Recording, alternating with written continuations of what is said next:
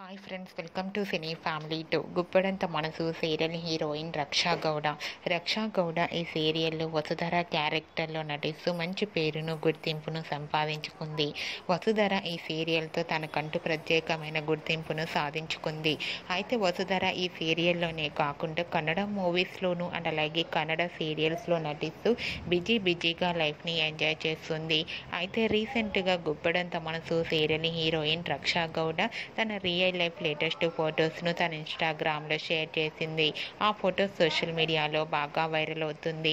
ఆ ఫొటోస్లో వసుధర తన సొంత పెట్ డాగ్తో కలిసి చాలా హ్యాపీగా సరదాగా ఎంజాయ్ చేస్తూ కనిపించింది.